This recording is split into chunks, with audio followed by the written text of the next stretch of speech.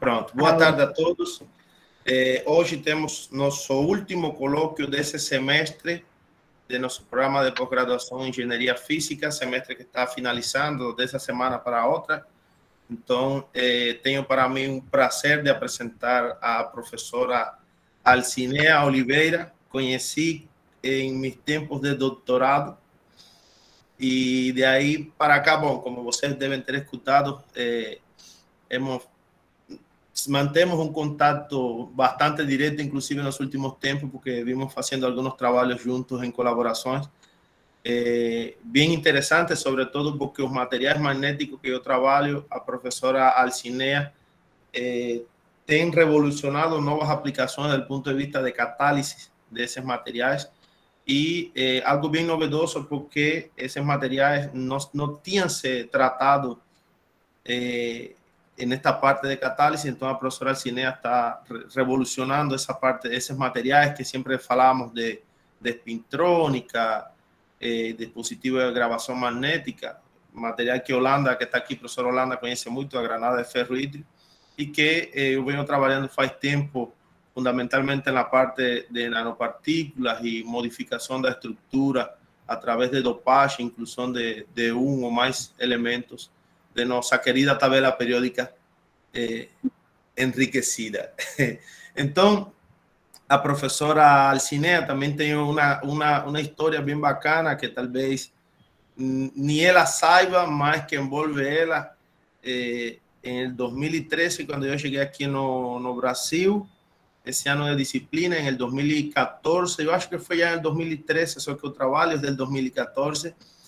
Meu primeiro trabalho de pesquisa aqui com nome de instituição brasileira foi uma colaboração com a professora Alcinea. Então, para mim, hoje é uma honra ter essa possibilidade de apresentar a professora Alcinea. Para que conheçam um pouco sobre a trajetória, a professora Alcinea, ela é bolsista de produtividade em pesquisa da CNPq nível 2, ela possui graduação em Química pela Universidade Federal de Bahia, mestrado em Química pela Universidade Federal de Bahia e também doutorado em Química pela Universidade de Bahia. Tem pós-doutorado em Engenharia de Processos Químicos e Microbiológicos em Estados Unidos, tem experiência na área da Química, especialmente em catálise, com ênfase em Química de Materiais, e atua principalmente nos temas de reação catalítica, estireno, desidrogenação, acetilação, reforma de gás natural, oxidação, catalisador, zeolitas, tratamento de água e efluente, materiais mesoporosos, nanoestruturados, carbono, grafeno, catálise, glicerol, sólidos, ácidos e básicos. Professora Alcinea, ela tem uma ampla trajetória de pesquisa, o qual depois convido vocês a olhar o currículo dela, revisora de vários periódicos de alto impacto internacional e revisora de várias agências de fomento. Tem um índice H de 24 e tem atualmente, através de aquela plataforma Plugins, tem mais de 1.600 citações também em seus mais de 90 artigos científicos, assim como orientação de vários estudantes de doutorado e de mestrado, de nível de graduação também. Então, isso diz muito da trajetória de pesquisa da professora Alcinea, a qual, para mim, é um prazer hoje tê-la aqui, encerrando esse ciclo de palestras de nosso programa de pós-graduação neste semestre. Professora, muito obrigado por aceitar o convite. Obrigado, assim, com todo o coração, porque sei também que você está bem ocupada nos últimos tempos e tem alguns problemas pessoais e foi quase com a pistola na mão aí, o gatilho aí, bora, eu quero que seja você. E aí ela, por fim, aceitou e eu qual sou muito grato. Aí agora deixo que você apresente sua palestra para nós e todos os nossos estudantes que estão aqui presentes. Eu gostaria de dizer que eu agradeço muito ao professor Ramon Raudel. A nossa história, como ele contou aí, começou em 2013, quando eu fui com o professor Josué ao CETENE, Logo no início, quando eu cheguei aqui ao UFC como docente, fui com o professor Josué Mendes Filho, que é um físico aqui da Universidade Federal, que foi um físico aqui da Universidade Federal do Ceará, e a minha história começa assim. O Padrão me apresentou ao Ramon, que me apresentou a Youssef, e esses cubanos, eu já gostava muito de Célia Cruz, já gostava muito de salsa, esses cubanos me conquistaram.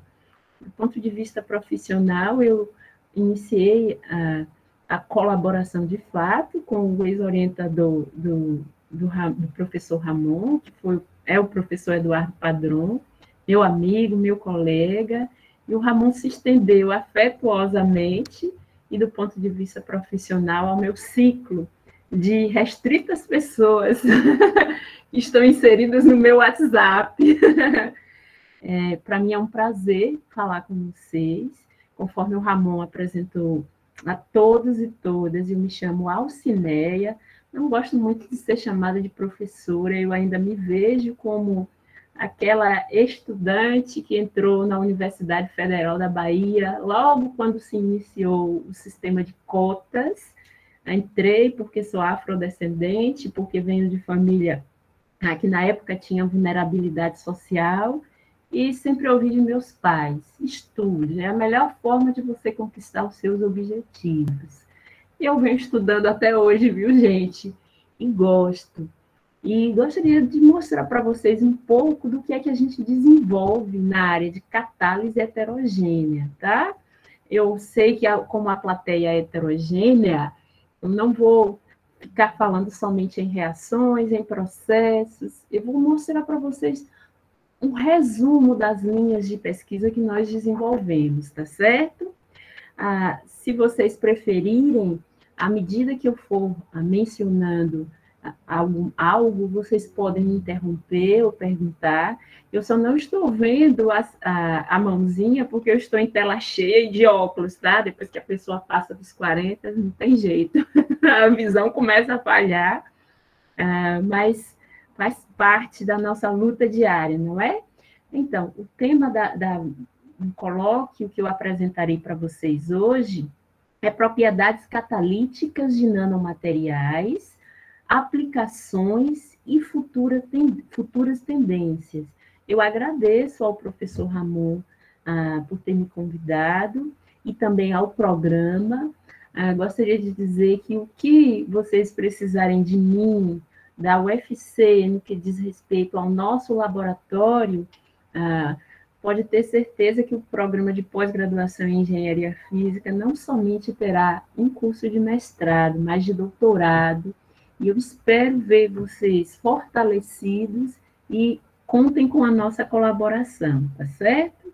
Eu iniciarei, inicialmente, falarei acerca do sumário que nós sintetizaremos a apresentação de hoje, que consiste basicamente na apresentação das nossas linhas de pesquisa.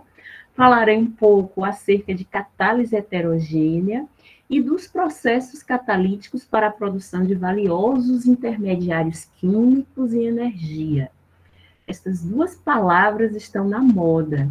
Depois que o último prêmio Nobel de Química foi para a área de catálise assimétrica, os catalíticos e catalíticas, as poucas, tomaram notoriedade na área da na área de concentração em química, que é a fisicoquímica, a área que eu especificamente atuo, de acordo com o Comitê de Assessoramento de Química do CNPq. Em seguida, eu mostrarei para vocês a motivação das nossas linhas de pesquisa que culminam em processos relacionados à catálise heterogênea. Discutiremos um pouco acerca da síntese e caracterização de novos materiais. Falarei para vocês também sobre as modificações em sólidos para aplicações catalíticas e alguns pequenos, tá? Estudos de desativação de catalisadores. Eu queria mostrar para vocês essa figura intimista que está aqui e essa outra que propositalmente está às claras, tá? vocês verão que a catálise heterogênea é uma ciência muito bonita. Catálise, eu convido a todas as mulheres que gostam de desafio a estudar, a se interessarem, a ler, já que é uma ciência interdisciplinar, porque são poucas as mulheres que se aventuram na área de catálise heterogênea. E como eu gosto de desafios, desde quando eu fiz a minha graduação em Química, que tive a oportunidade de estagiar na indústria, experimentei a docência, estágio, monitoria. Quando eu iniciei em catálise heterogênea, que eu fui para o primeiro congresso, que praticamente não tinha mulheres, isso lá em 2000, lá vai bolinha, gente, 2004. Eu disse, é isso que eu quero, catálise heterogênea. E vocês verão que, embora seja uma área interdisciplinar, catálise heterogênea demanda muito conhecimento de princípios e aplicações de técnicas de caracterização físico-química. Então, o que eu vou mostrar para vocês, essencialmente, é o resumo da nossa linha de pesquisa, pautando sobre algumas aplicações catalíticas que nós desenvolvemos, tá certo? Inicialmente, eu trouxe uma representação esquemática, aqui destacada em verde, que mostra um processo da indústria química. Oi, alguém quer perguntar alguma coisa? Eu só queria... não está aparecendo... Está mudando o slide? Para mim, não está? Não sei se para o resto alguém está vendo quando passa de uma... Agora foi. Sim. Agora foi. Só agora? Ai, gente, ainda bem que vocês me avisaram. Deixa eu tentar novamente, tá? Só um momento. Essas coisas acontecem. Eu já estava no quarto slide. Mas tudo bem. Vou tentar mais uma vez. Pronto. Deixa eu ver. Vocês estão conseguindo observar? Agora tá. Está no slide de catálise heterogênea. Sim, introdução. Eu voltei para a parte para o primeiro slide, vocês viram? Não? Oh, não, mas está em modo de apresentação. Agora, pronto, agora está no primeiro slide. Eu acho que não tem modo de apresentação. Eu acho que é um problema aqui com o meu computador. Ramiro. Eu acho que aí, onde está a copinha? A copinha, do lado de onde você deu o zoom, tem uma copinha que eu acho que você se clica e vai colocar em modo de apresentação. Já o fiz. Deixa eu ver se eu consigo. E agora? Estão conseguindo ver em modo de apresentação? Não fez nada. Você está colocando, compartilhando a tela inteira ou apenas uma janela? Uma janela. Eu acho que é melhor compartilhar a tela inteira. Tá certo. Funciona melhor. Parei. Vocês me desculpem, acontece nas melhores famílias, tá? Deixa eu ver se eu consigo. Opa! Vocês estão conseguindo ver agora, por favor, a tela cheia? Agora sim. Agora deu certo. Deixa eu tentar passar. Tudo agora bem? Deu, agora. Isso, agora sim. Perfeito. Olha, gente, me desculpem, essas coisas acontecem nas melhores famílias, tá? Então, conforme eu havia mencionado, esse é o sumário da apresentação que eu farei para vocês acerca das linhas de pesquisa. Falarei um pouco sobre catálise heterogênea, dos processos catalíticos, a motivação, sobre a síntese de novos materiais, as modificações de sólidos para aplicações catalíticas e estudos de catalisadores. A figurinha que não é do WhatsApp, tá? Que eu queria mostrar para vocês é essa. Essa e esta aqui, que está propositalmente clara. Vocês verão que tudo que a gente faz no laboratório, em termos de produzir um sólido com vistas à aplicação catalítica, a indústria transforma no que nós denominamos de pellet. Então, quando se coloca um catalisador que em teste microcatalítico, ou seja, em pequena escala, em escala de bancada, nós conseguimos bons resultados catalíticos, a indústria peletiza o material de modo a evitar que limitações difusionais, perda de carga, perda de matéria, de energia ocorra durante uma dada reação, especialmente se tal reação ocorre em fase gasosa. E a outra diz respeito a como o processo físico-químico ocorre através do poro ou da superfície de um dado material. Mesmo que seja pequenininha a figura, mas eu vou detalhá-la e ao fim desta apresentação vocês entenderão, eu creio, um pouco da área de aplicação que nós atuamos, tá certo? Se não se sentirem esclarecidos ou esclarecidas, por favor, me interrompam. Então, conforme eu havia dito, a figura aqui mostrada, representada em verde, mostra um processo catalítico heterogêneo. Do que se trata? Então, gente, a reação que eu trouxe para mostrar para vocês a definição do que é catálise heterogênea é uma reação que consiste na utilização de um sólido, aqui representado em verde. Observem que esse sólido diz respeito a um catalisador à base de óxido de níquel, tá certo? Então, esta é a superfície de um sólido à base de um óxido de níquel. Sobre a superfície desse sólido, observem que um dado reagente, nesse caso em específico, o hidrogênio, se dissociou, a molécula de hidrogênio se dissociou em átomos de hidrogênio na superfície do óxido de níquel.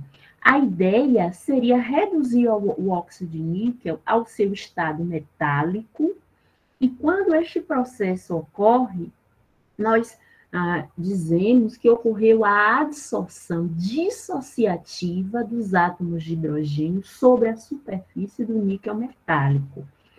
Esta reação pode acontecer em qualquer ponto da superfície. Imaginemos que a superfície seja constituída de um sólido, cuja distribuição em termos de energia não é homogênea, e em cada ponto da superfície, a adsorção dissociativa do hidrogênio pode ocorrer, considerando que a superfície é irregular.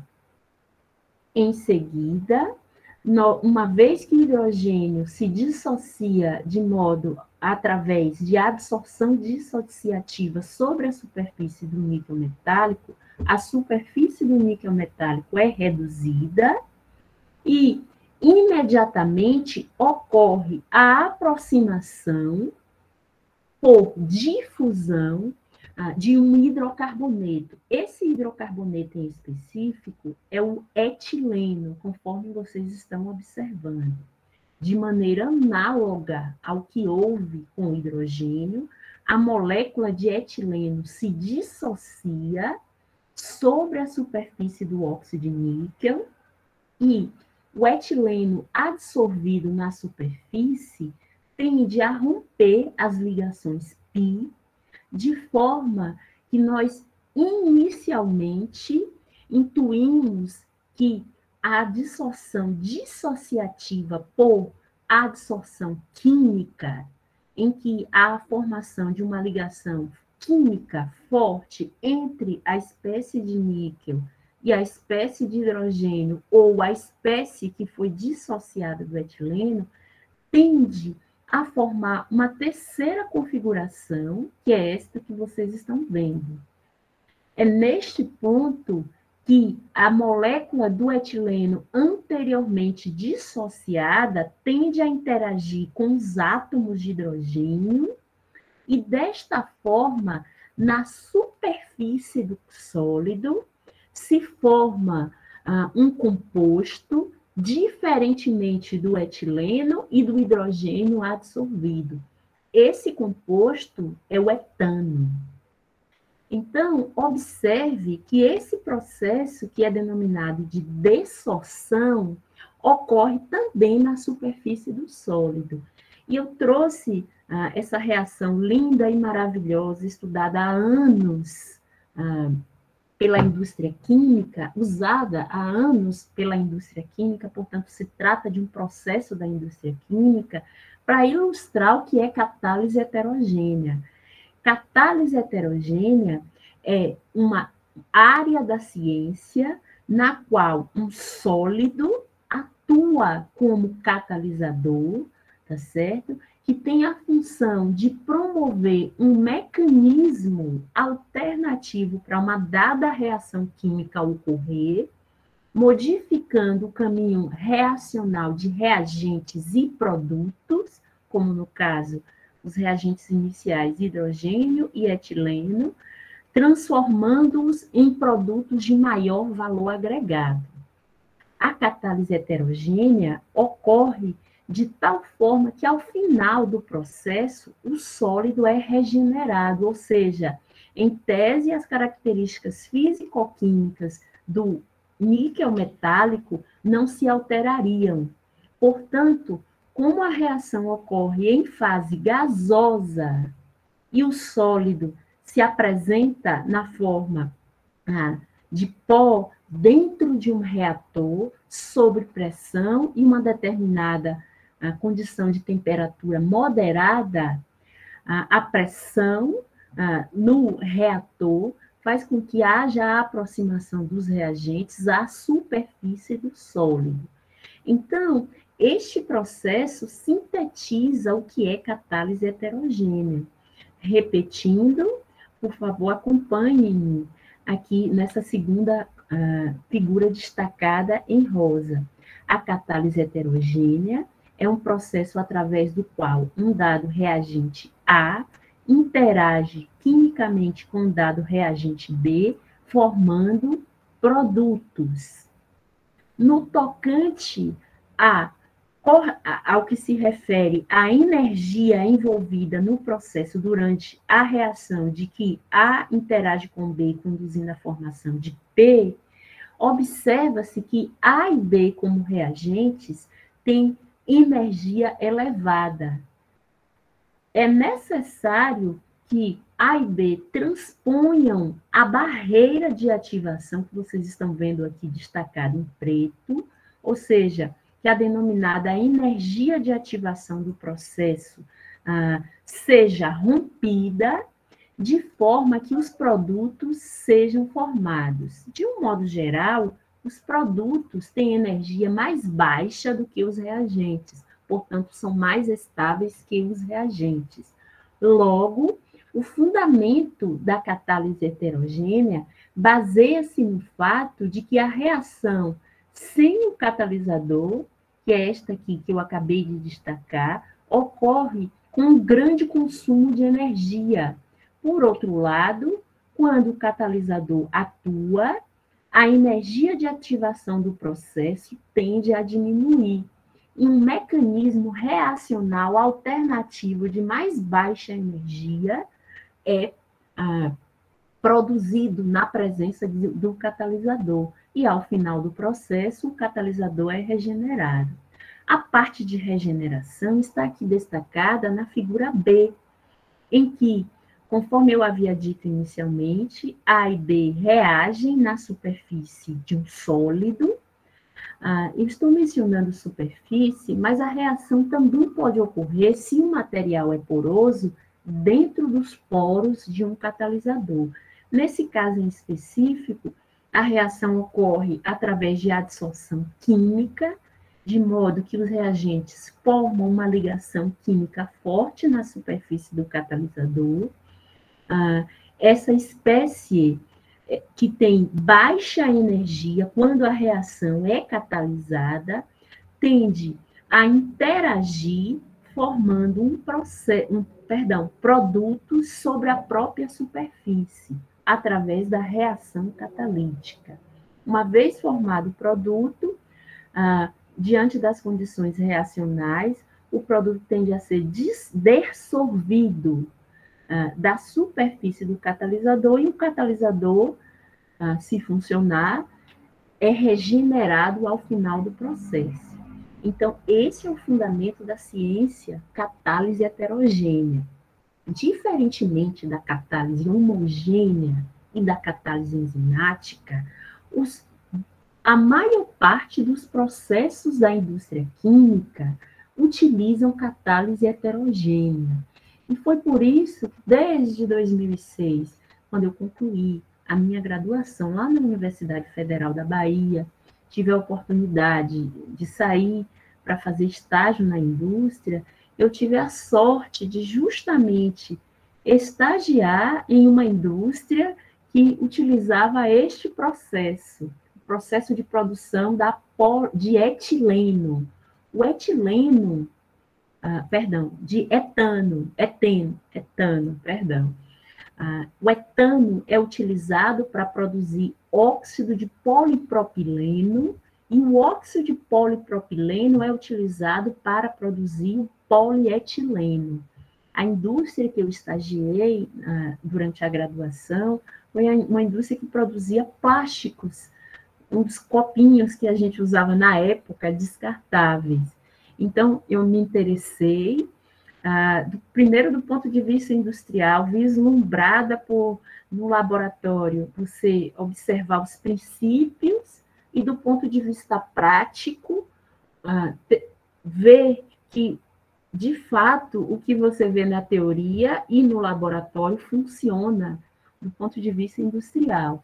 A catálise heterogênea, gente, é uma ciência bem antiga, remota aos tempos de Berzelius. Então, vocês podem imaginar o quão essa ciência necessita de profissionais até hoje, porque boa parte dos processos que utilizam catálise heterogênea, ou um catalisador ou a reação necessitam ser melhorados. E com este princípio, eu venho trabalhando, não uns 15 anos que eu estou na Universidade Federal do Ceará, mas eu venho trabalhando desde a minha graduação, que já vai completar aí uns 20 anos de trabalhos em catálise heterogênea, desde o estágio, desde a iniciação científica. E catálise heterogênea não é simplesmente aplicar um sólido numa reação para obter um produto que a indústria tem interesse.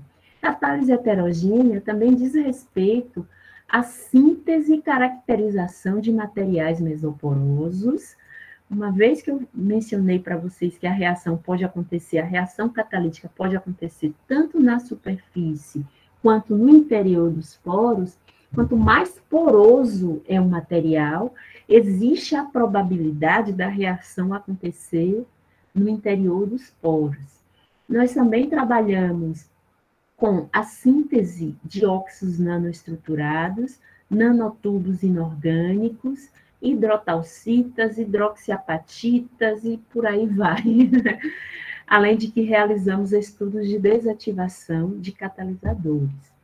Eu queria mostrar um pouco das linhas de pesquisa para que vocês se situem, independente da área que vocês atuem, mas que se entendam que nós também trabalhamos com materiais, certo? E eu fiz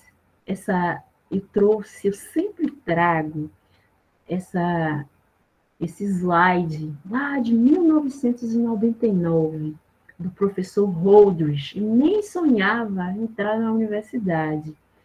E um dos primeiros estudos que eu fiz, quando entrei para fazer iniciação científica, no terceiro semestre lá na UFBA, na Universidade Federal da Bahia, foi desafio, leia esse artigo em inglês do professor Holdridge. Depois vocês não imaginam a minha felicidade de encontrar o professor Holdridge na Universidade de Aachen, na Alemanha, quando eu fui. Aachen é uma cidade próxima à cidade famosa de Colônia, na Alemanha. Quando eu conheci o professor Holdridge, para mim foi a mesma coisa de ter ganhado na Mega Sena, porque foi o primeiro artigo na área, a pessoa que escreveu, que me motivou a estudar catálise heterogênea. Então, eu sempre trago essa revisão antiga para mostrar que lá em 1999, quando o professor Rodrigues fez esse levantamento dos catalisadores empregados em processos industriais, na catálise heterogênea, que pode ser dividida em catálise básica, em que o catalisador funciona como uma base, e catálise ácida, em que o catalisador funciona como um ácido. Nos processos petroquímicos ácido-base, os catalisadores ácidos, só no início do ano de 1999, detinham 120 dos processos conhecidos, perdão, dos 300 processos conhecidos na indústria química, catalíticos heterogêneos.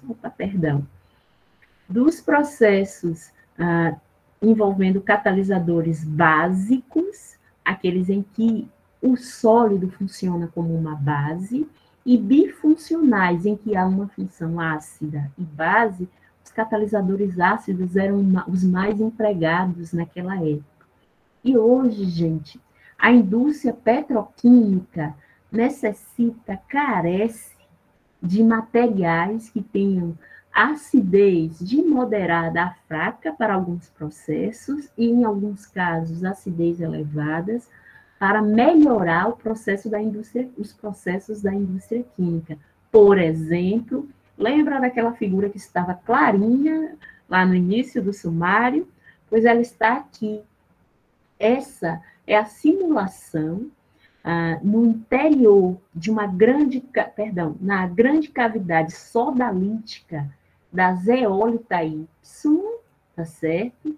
Em que ocorre, perdão, eu errei aqui, eu ia escrever e escrevi errado, tá?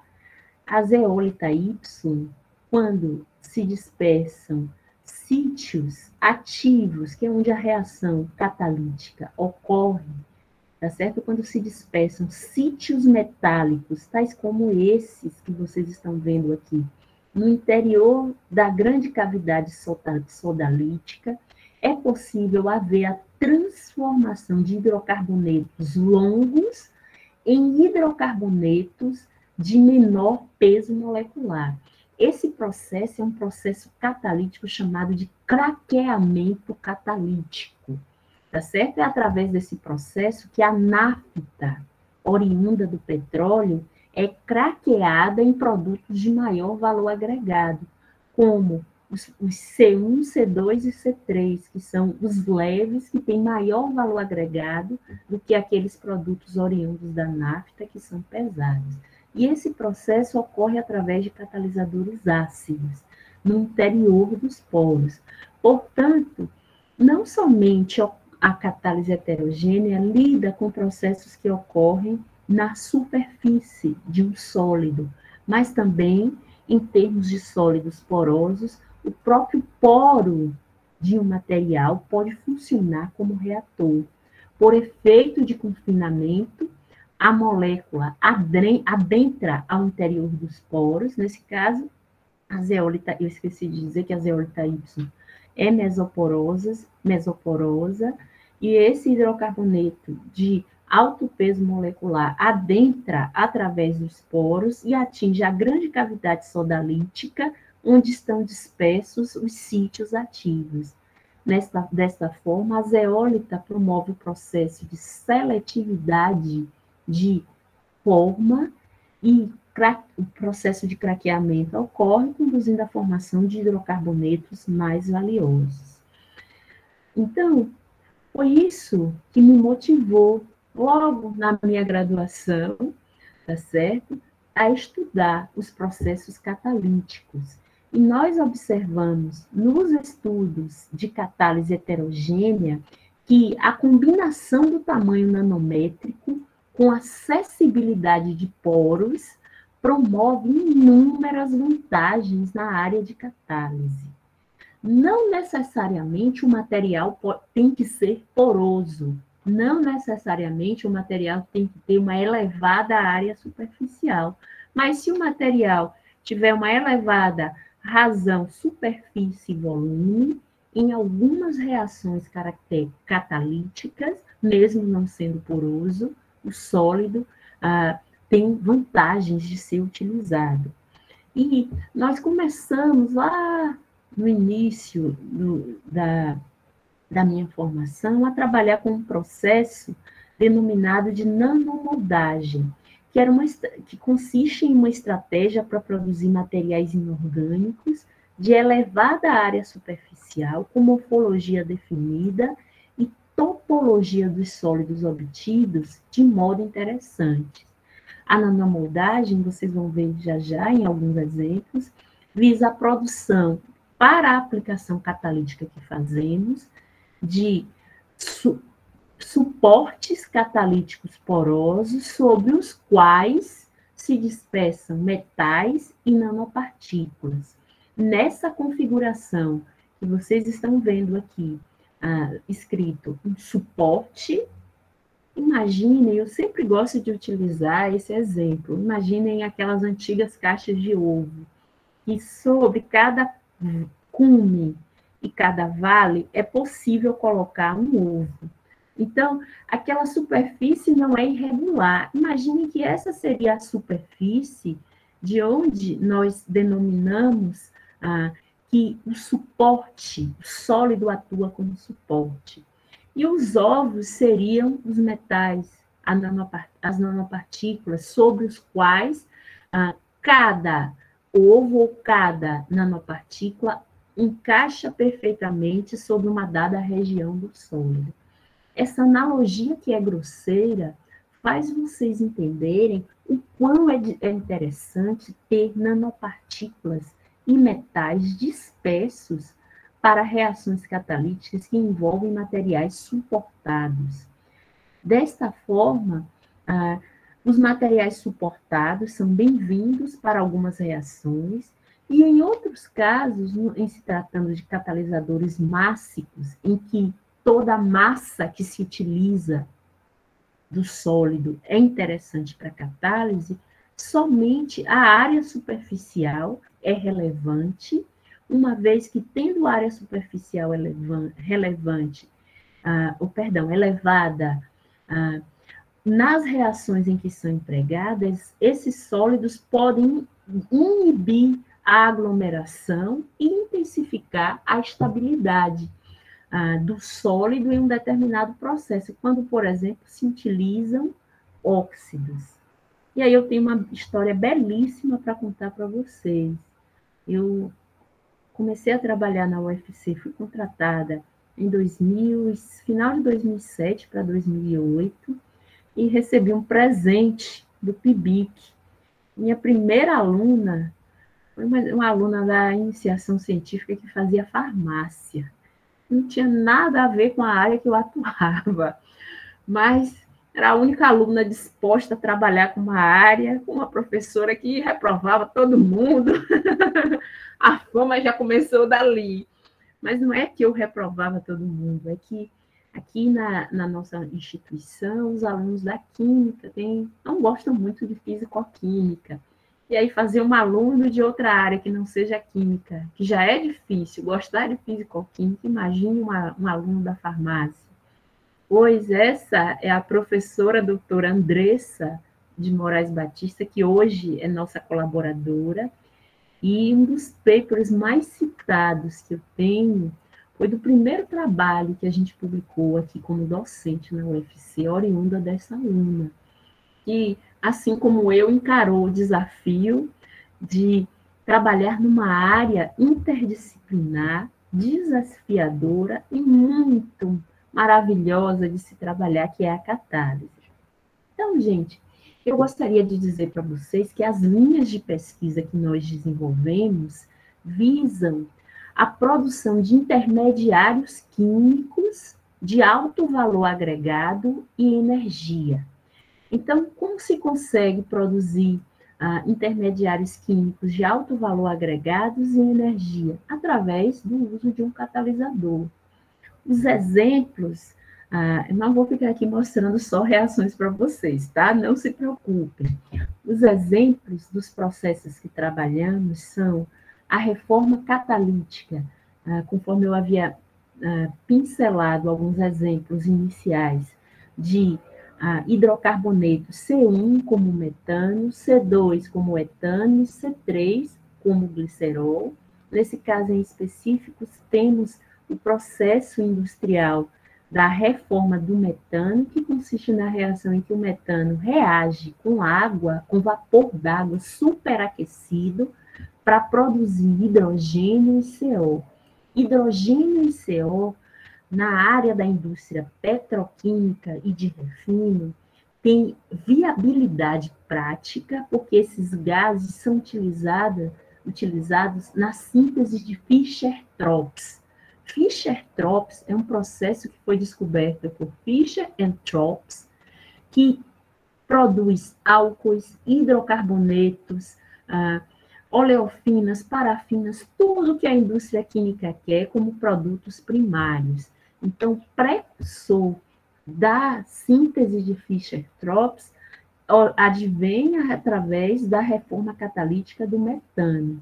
E todos sabem que metano é um gás poluente e que nós temos que, do ponto de vista tanto ambiental quanto moral, utilizar. Quando eu digo moral, é que a gente não aguenta mais ver depósitos de metano em lixões subaproveitados, em que a tecnologia nós detemos, porém falta iniciativa para transformar esses processos. São poucas as indústrias no Brasil que trabalham com os processos de reforma do metano. O processo industrial é esse, tá? A reforma a vapor. Outras reações, tais como a reação de deslocamento gás-água, também é um processo industrial em que o CO2 é consumido na presença de vapor d'água, produzindo CO2 e hidrogênio. Não é o hidrogênio verde, mas é o que a indústria atualmente produz, além da reforma do etanol e da reforma do glicerol, tá certo?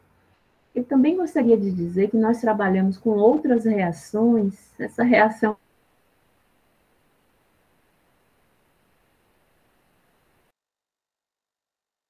produzimos com o professor Ramon recentemente, International, em que a reação consiste na utilização de um catalisador, um agente oxidante, tal como oxigênio, peróxido de hidrogênio, bem como outras, em que esse hidrocarboneto de baixo valor agregado pode produzir insumos interessantíssimos para a indústria de perfumaria, como os aldeídos, tais como o benzaldeído, para a indústria de fragrâncias, tais como a acetofenona, e para a indústria de alimentos, tais como o ácido benzoico. Nós trabalhamos com esse processo de conversão, denominado de oxidação do etilbenzeno. Eu me lembro com muito carinho desse processo, porque na indústria que eu estagiei, quando era ainda estudante da Universidade Federal da Bahia, também esse processo era utilizado, mas na presença de estireno, a chamada estireno do Nordeste, que foi incorporada mais tarde pela Braskem, produzia esses mesmos insumos, além do óxido de estireno para a produção de poliestireno. As garrafinhas de poliestireno eram produzidas através desse processo. Então, é um processo afetivo no que diz respeito a eu sempre me lembrar dos meus estágios. E também atuamos recentemente com uma colaboração com o Instituto Federal de Educação aqui do Ceará, no processo de redução seletiva do NOx, em que um gás ambientalmente maléfico, tal como os derivados do óxido de nitrogênio, denominados de NOx, que consistem no NO e no NO2, na presença de amônia, pode ser reduzido a nitrogênio e vapor d'água. Esse processo é interessantíssimo e já vou pincelar para vocês uns estudos que nós fizemos, tá certo? E este último aqui vem já na minha época de pós-graduação. Eu tive a sorte de ser uma das primeiras alunas, e falo com muito orgulho disso, da Universidade Federal da Bahia, na minha época, de sair pelo Ciências Sem Fronteiras, quando o nosso país investia em formação de recursos humanos altamente qualificados. O Ciências Sem Fronteiras me propiciou fazer uma parte do meu doutorado sanduíche no melhor instituto de catálise da Europa, o Institut de Recherche sur la Catalyse, em Lyon. Então, quando eu saí da Bahia, foi a primeira vez que eu viajei de avião na minha vida, gente. Atravessei o Oceano Atlântico morrendo de medo, mas cheguei lá. Para trabalhar com esta reação, que diz respeito à desidratação da dihidroxiacetona. A dihidroxiacetona é esta molécula em que há 2 grupamentos hidroxila nas extremidades, que quando, na presença de um sólido ácido, que possui sítios de Bronsted e de Lewis, a dihidroxiacetona passa por vários intermediários químicos até produzir o ácido lático. O ácido lático tem grande importância na indústria química, e a Europa é um grande produtor de ácido lático. Portanto, eu fui, na época do meu doutorado sanduíche, trabalhar com esta reação. Nós mantemos uma colaboração, foi a primeira colaboração da minha vida. É sempre bom a gente ir para congresso, conversar com as pessoas, conhecer outras áreas. E eu conheci um senhor que era da Tunísia e trabalhava no Institut de Recherche sur la Catalyse, Younes Bentarita. Desculpa, viu, gente? A minha cachorrinha querendo passear, mas vocês não vão ouvir nada não, tá? É que ela gosta de participar das minhas aulas, das minhas conferências, mas tudo bem. Então, neste período que eu conversei com o professor, eu tenho vontade de sair da Bahia para fazer um pós-doc. Aí ele, por que não vai fazer doutorado de sanduíche, já que o Brasil está investindo em doutorado de sanduíches? Naquela época, em 2008, e eu tive a sorte e digo com muito orgulho, ter que fazer o DALF, ou foi o DELF que a CAPES exigia na época, sendo voluntária na Aliança Francesa do Brasil, em Salvador. Gente, só um momentinho. Desculpa, tá? Com licença.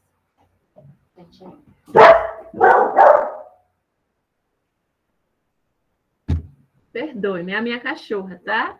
A baleia, que gosta de aparecer nas conferências. Desculpem.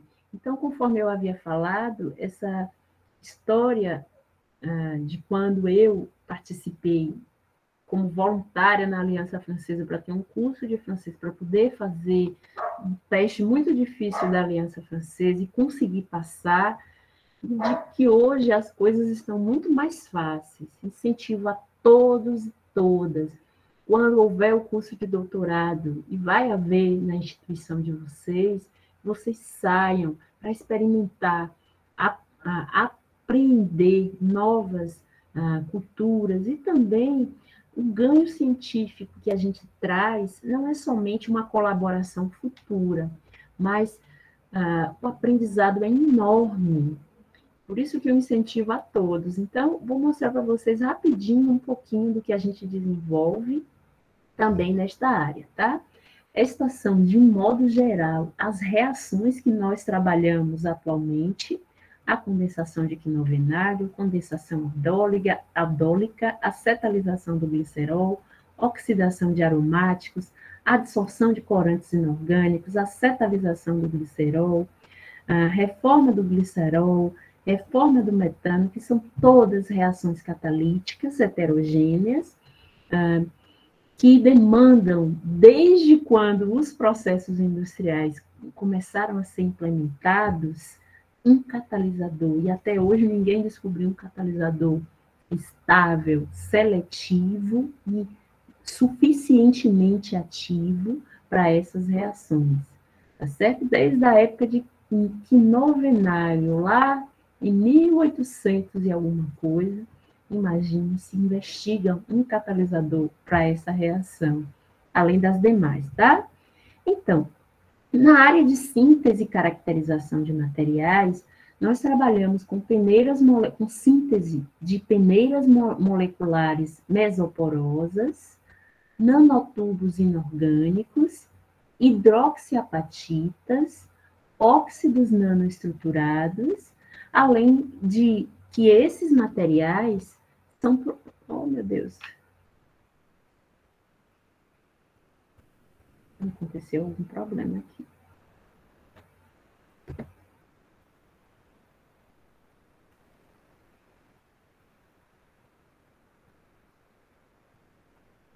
Ramon, faltou energia aqui em casa.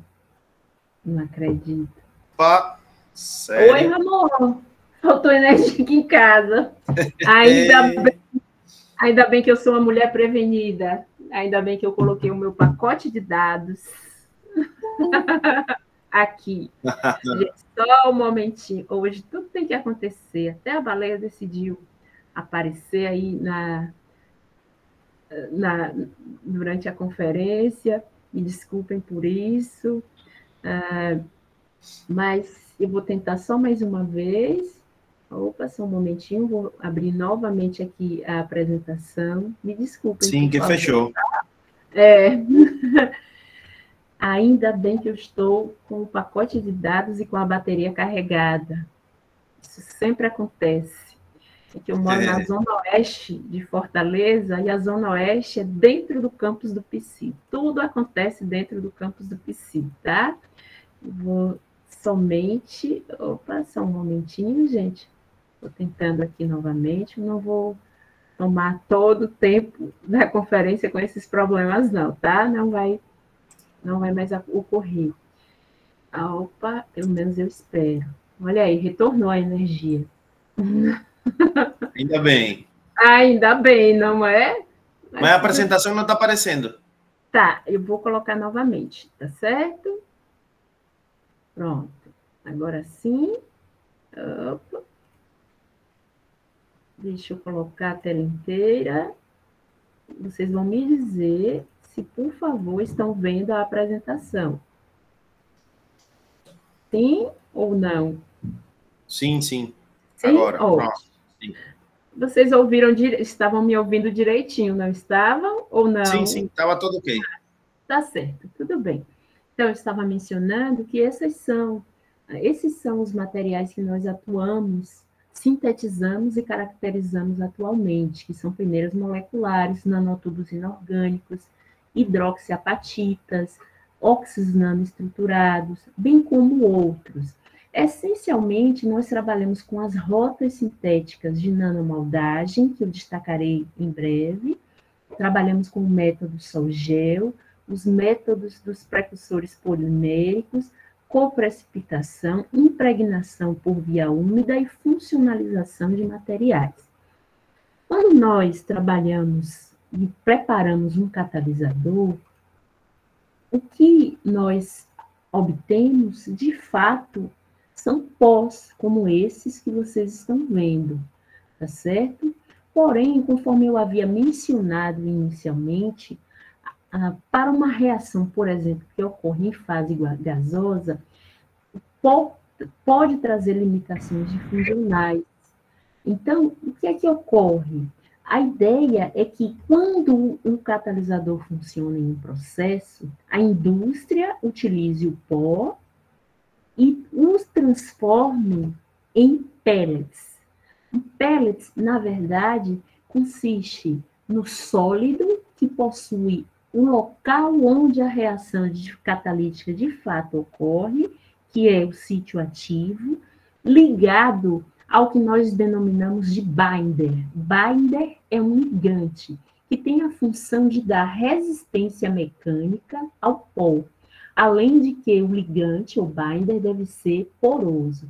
Então, todos os sólidos ácidos, assim como os óxidos nanoestruturados, peneiras moleculares, bem como hidrotalcitas que trabalhamos, nós tivemos a oportunidade já de chegar ao estágio de pelletização, eu tenho 2 colaborações, uma na China e outra na Argentina, que testam esses materiais em plantas pilotos, e mais tarde eu tive a oportunidade de ir fazer um pós-doc, mais tarde, quando eu digo em 2016, já tem muito tempo, né?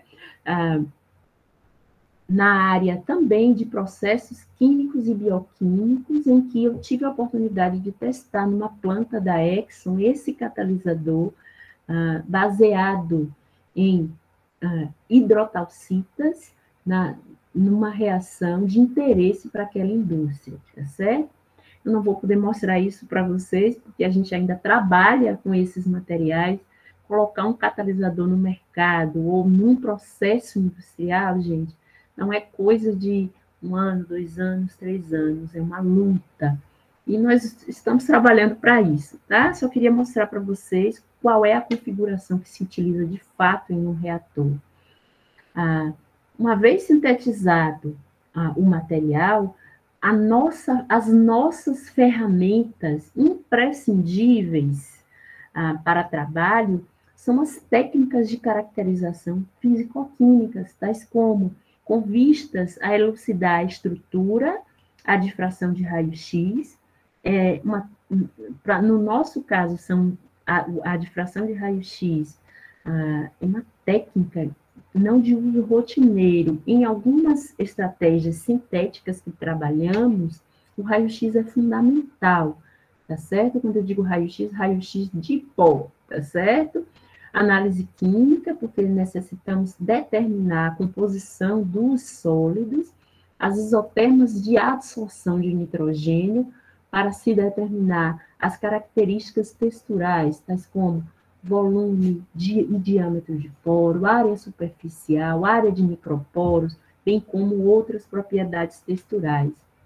As características espectroscópicas, nas quais trabalhamos com a espectroscopia Raman, espectroscopia na região do infravermelho com transformadas de Fourier, espectroscopia Nussbauer, espectroscopia fotoeletrônica de raio-x e espectroscopia de absorção de raio-x são fundamentais para a elucidação, juntamente com a difração de raio-x, de algumas características estruturais e também vibracionais dos materiais que trabalhamos.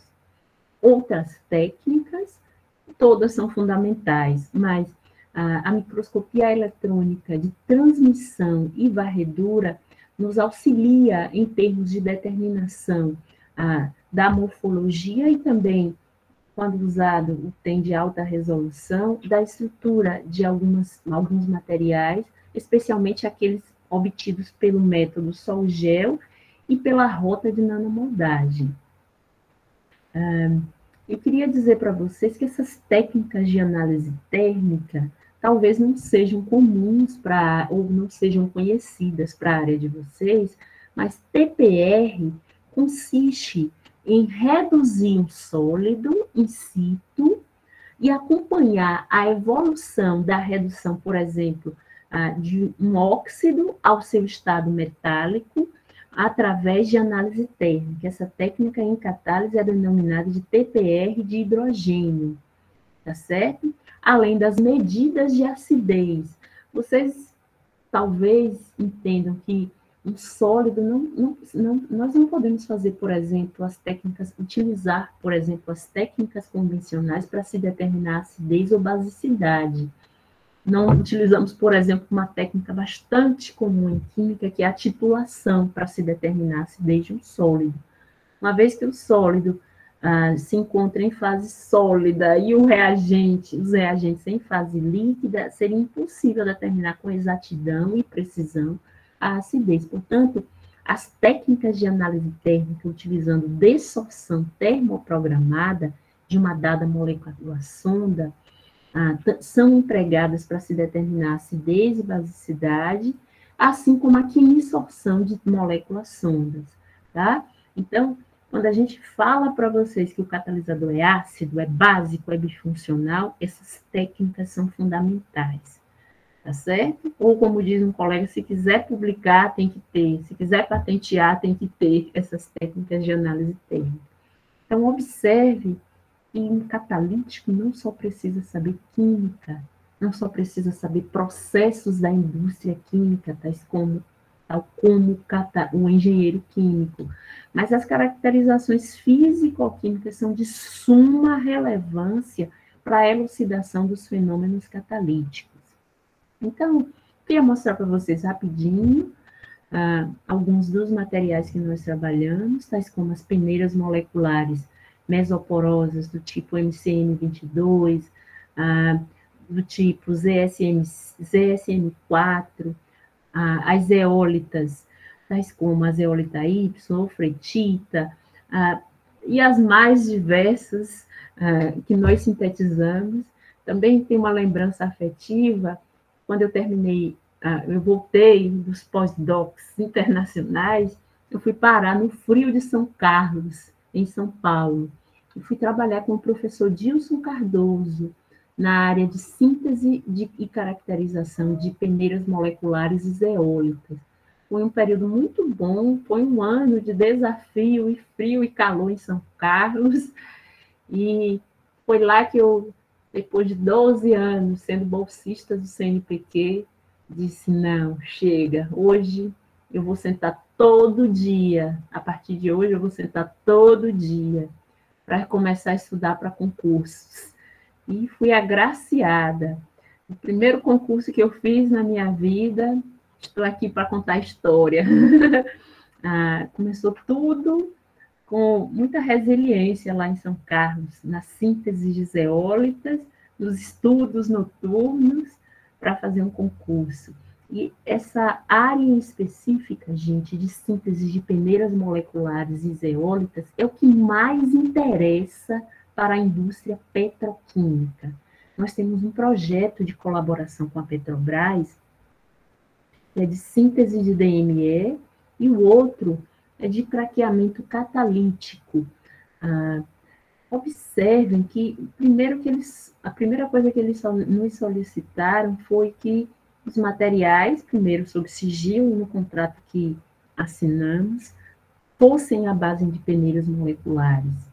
Então, vocês vão ver que as peneiras moleculares, para os processos catalíticos envolvendo craqueamento de derivados do petróleo, são os melhores catalisadores que se possa imaginar. Além disso, nós produzimos nanocarbonos modificados, tais como nanotubos de carbonos, nanofios, nanoesferas, todos esses materiais, não pela técnica convencional de CVD, mas por nanomoldagem, tá certo? E a espectroscopia Raman, já vocês vão ver, é a nossa principal ferramenta. Então, para começar, eu queria mostrar para vocês um trabalho que foi publicado em 2018, numa revista específica de engenharia química, que se chama Chemical Engineer Journal, em que nós utilizamos uma técnica denominada de nanomoldagem. A nanomoldagem consiste em inserir nos poros de um material poroso um precursor inorgânico e, após os processos de carbonização, inserção do precursor inorgânico, se forma um composto híbrido, uma vez removendo a fonte do material poroso, o sólido obtido é a réplica inversa do material poroso. Então, a história dos nanotubos inorgânicos que nós trabalhamos começou assim. Nós começamos a trabalhar com nanotubos de óxido de vanádio por nanomoldagem, que são esses que vocês estão vendo através dessas microscopias, dessas imagens de microscopia eletrônica de transmissão. Conforme eu havia dito lá no início, os difratogramas de raio-x são uma das técnicas fundamentais que trabalhamos, e através deles observamos que a estrutura do nanotubo inorgânico à base de vanádio consistia de uma estrutura tubular, no qual o pentóxido de vanádio era decomposto e se forma um composto do tipo VOX, sobre o qual nós dispersamos, respectivamente, platina, cobalto, níquel, além do próprio nanotubos, perdão, nessa ordem, tá? Cobalto, níquel, platina, além do próprio nanotubo puro. Em seguida, fizemos a caracterização por espectroscopia na região do infravermelho com transformadas de Fourier para observar justamente as vibrações associadas ao óxido de vanádio obtido e espectroscopia Raman com vistas a elucidar a estrutura do material e corroborar com os dados, através das propriedades vibracionais, e corroborar com os dados de difração de raio-x. É interessante que, na época, nós não tínhamos a pretensão de que a reação ocorresse aqui, na superfície do nanotubo. Nós, propositalmente, inserimos dentro do nanotubo, conforme vocês estão observando aqui, através da imagem de alta resolução, as nanopartículas dos metais. E, para nossa surpresa, quando nós utilizamos a espectroscopia Raman para monitorar se essa ligação química era fraca, da nanopartícula no interior do nanotubo, se era forte, fraca, e se isso iria influenciar no desempenho catalítico, nós chegamos à conclusão de que, quando este material foi aplicado na reforma seca do metano, e a reforma seca do metano? O metano, ao invés de reagir com vapor d'água, agora reage com dióxido de carbono, produzindo CO e água, e vapor d'água, tá certo? O vapor d'água pode se dissociar produzindo hidrogênio. Então, comumente, essa reação produz, quando o metano reage com CO2, produz CO e hidrogênio, que é aquele gás de síntese de suma importância para a síntese de Fischer-Tropsch, que eu mencionei no início da apresentação.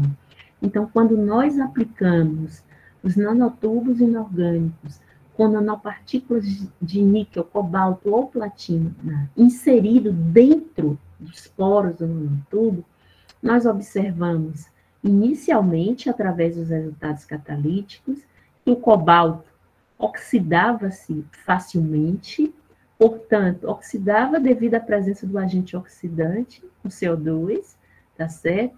O óxido de níquel também tinha um comportamento similar, porém, quando nós testamos uma mistura do nanotubo de vanádio, em que a nanopartícula de platina e níquel estavam inseridas dentro do tubo, os resultados de atividade catalítica mostraram elevadas conversões de metano e de CO2, de modo que as técnicas, está bem pequenininho, de espectroscopia fotoeletrônica de raio-x, elucidaram que existiria um par redox entre vanádio 5 e vanádio 2 do próprio suporte concomitante, vanádio pentavalente e vanádio divalente, concomitantemente com níquel metálico e platina metálica. Isso, gente, confinado aqui dentro do nanotubo, fazia com que a reação ocorresse dentro deste material. O efeito de confinamento era tão gigante que não existia vanádio, nem níquel, não existindo níquel, vanádio, nem a própria platina na superfície, vista através de XPS, e também elucidado por espectroscopia Raman, nós chegamos à conclusão de que para essa reação, não fazia diferença as elevadas áreas superficiais dos materiais, mas o quão as nanopartículas ativas estariam dispersas dentro do suporte. Para vocês terem uma ideia, esse trabalho nos rendeu esse paper que eu havia dito do Chemical Engineering Journal, esse do Molecular Cells, esse é o paper mais citado que eu tenho na minha vida, do International Hydrogen Energy, e continua dando frutos, até hoje, com as reações envolvendo metano. E também queria mostrar para vocês que não só os nanotubos vanadatos, mas os nanotubos titanatos. Tem uma história interessante, viu, Ramon? Que o professor Bartolomeu, lá da UFPI, sim, quando ainda era aluno do professor Gomes e do professor Josué, sintetizou os nanotubos titanatos, ensinou ao meu aluno na época, e nós, juntamente com o Eduardo Padron, eu e o Bartolomeu, fomos para o CETENE, com a ajuda do Padron e do microscópio que funcionava no CETENE na época, nós conseguimos obter essas imagens e publicamos um paper muito bom numa revista de catálise, no Applied Catalysis. Era muito difícil publicar lá naquela época, e ainda é hoje, mas o trabalho de cooperação com o Padron começou ali. Então, eu comecei dizendo para o Padron, olha, eu gosto muito das músicas da Célia Cruz, gosto de tudo que vem de Cuba, especialmente os boxeadores, mas eu gosto de catálise, você pode me ajudar? E o Padrão, com toda a boa vontade do mundo, já conhecia o professor Bartolomeu há muito tempo, e essa interação começou aqui. Então, eu queria só mostrar para vocês que a reforma do metano é uma reação em fase gasosa, e o sólido heterogêneo não necessariamente deve possuir área superficial elevada, mas um bom efeito de confinamento das nanopartículas oriundas de um método de preparação em específico, nesse caso, que foi a nanomoldagem, foi relevante para obter bons desempenhos catalíticos. Nós ainda prosseguimos até hoje com essa linha de pesquisa, tá certo? Enfocando não somente a reforma seca do metano, mas a reforma do metano envolvendo CO2, vapor d'água e oxigênio, a chamada tri-reforma do metano. Tá certo? Eu queria destacar também a síntese de óxidos nanoestruturados, como eu havia dito, as técnicas de análise térmica, que talvez vocês conheçam o TG, o DSC, o DTA, nós utilizamos acoplada ao infravermelho, quando adsorvemos uma molécula sonda para medir a acidez de um sólido. Nesse material em específico que vocês estão vendo, foi obtido pela referida técnica de nanomoldagem, e a ideia seria dispersar nanopartícula de rutênio no interior dos poros de uma matriz porosa de zircônio. Conseguimos, aplicamos em uma reação que envolvia o glicerol, a acetona, de modo a produzir o que nós chamamos de soquetal. Soquetal é o nome vulgar, tá? É um 3-dioxalana. E acetal, que é também um nome vulgar, que a indústria química utiliza, mas é um 3-dioxana. São aditivos utilizados na indústria química. Então, nós empregamos o catalisador à base de óxido de rutênio e zircônio nesta reação. Os resultados catalíticos são esses que vocês estão vendo. Nada com rutênio funcionou, porém, a combinação de rutênio com platina em distintas temperaturas produziu materiais com elevadas conversões de glicerol e seletividade relativamente baixa ao soquetal, porém a produção de acetal foi elevada. E aí ficamos muito felizes, pensamos em patentear. Quando fizemos testes de longa duração, os nanotubos, além dos nanotubos inorgânicos, nós testamos, como eu disse, o óxido nanoestruturado de rutênio e platina, sinterizou. Ou seja, após a reação, devido às condições reacionais, sobretudo à temperatura, as partículas, devido à aquisição de energia térmica, cresceram, formaram uma partícula maior. Tanto os nanotubos se colapsaram, quanto as nanopartículas de platina e rutênio da nanoestrutura saíram do interior migraram do interior para a superfície, diminuindo o desempenho catalítico. Então, foi isso que me motivou a estudar uma outra parte da nossa linha de pesquisa, que é a desativação de um catalisador. Então, na nossa área, nós não vivemos somente de ter catalisadores que funcionam bem, mas também de estudar o porquê que eles não funcionam bem, que é a parte de desativação de catalisadores, tá? Eu queria também mostrar rapidinho esse slide tem uma memória afetiva. Foi o primeiro trabalho que eu desenvolvi com o meu amigo aqui da Universidade, do Instituto Federal de Educação do Ceará, o professor Rinaldo. Aí ele me chama de Preta. Preta, a gente tem uma aluna que está fazendo um trabalho com óxido de ferro e tal. Vamos trabalhar, Preta? Vamos. Então, a gente dispersou óxido de ferro em uma matriz de carbono. As nanopartículas de óxido de ferro, na verdade, era magnetita, e eu já tinha uma longa história com a magnetita, desde lá, de quando estagiei na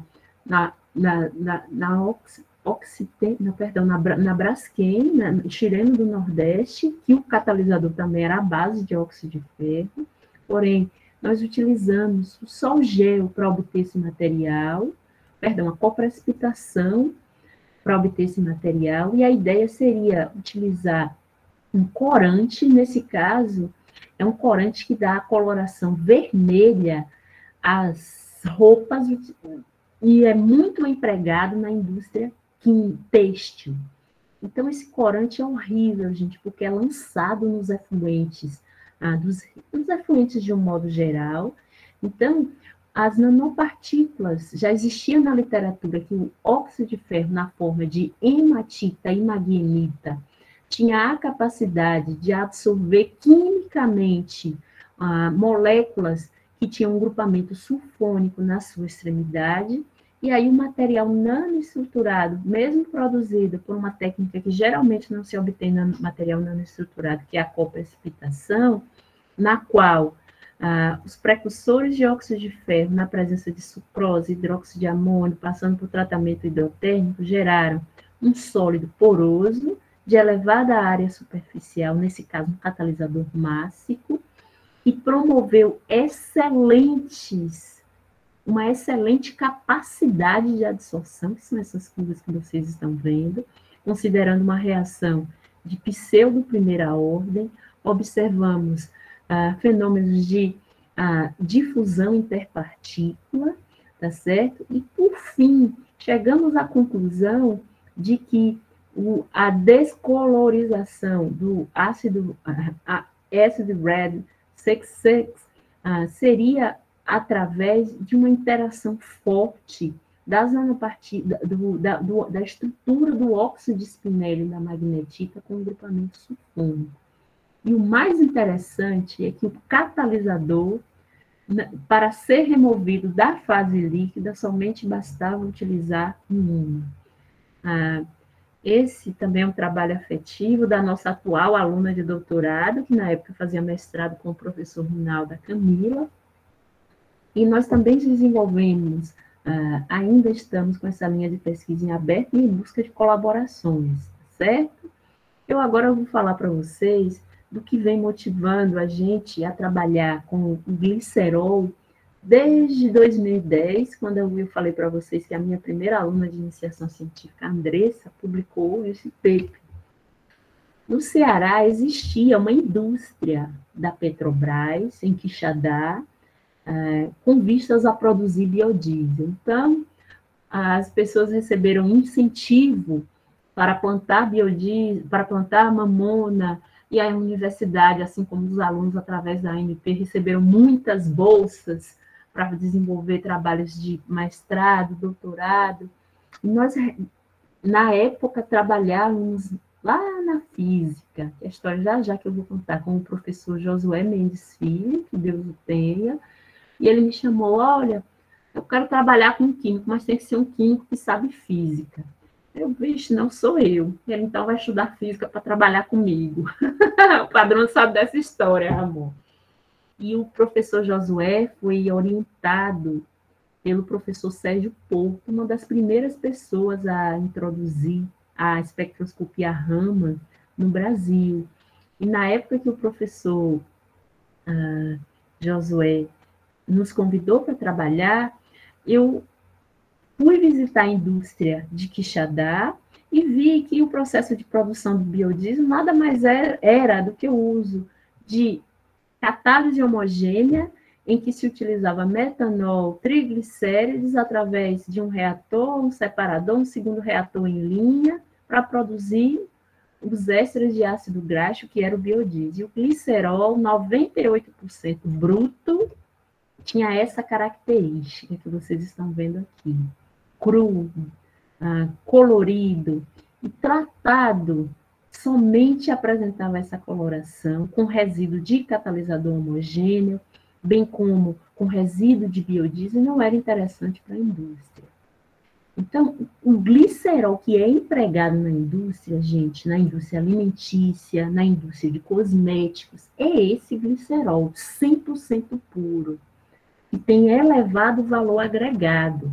Para vocês terem uma ideia, esse glicerol puro que eu mostrei inicialmente, nessa coloração, é empregado na indústria de alimentos, na indústria farmacêutica, como resinas, na indústria de cuidados pessoais, como poliéteres, e os famosos sabonetes à base de glicerina, que é o glicerol não puro.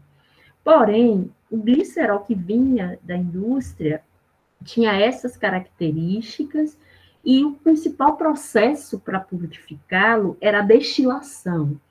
A destilação é um processo químico bastante conhecido, porém, alguns relatos da literatura, como esse de 2008, já mostravam que o glicerol poderia ser transformado através de reações catalíticas, com vistas a purificá-lo, elevar o seu custo, aumentar o seu valor agregado e ser uma alternativa versáteis às tradicionais, ao tradicional uso do glicerol impuro e o descarte através das indústrias de biodiesel. Então, o glicerol foi o nosso carro-chefe para, diante dos incentivos que recebemos na época da Petrobras, para convertê-lo na presença de aldeídos, com vistas a formar a dioxalana, que é o soquetal, e a dioxana, que, como eu disse para vocês, são aditivos. Na época, era muito difícil, nós trabalhamos com glicerol bruto. Os meus 2 alunos sofreram, porque o glicerol bruto é viscoso, tinha um odor de resíduo da indústria química muito forte, além de resíduos de hidróxido de sódio, que era o catalisador homogêneo usado, hidróxido de potássio, perdão, para produzir o biodiesel. Então, nós atacamos o problema inicialmente por modelagem. Eu tive a sorte de dar aula para um aluno que veio da UES fazer mestrado na UFC e que o seu orientador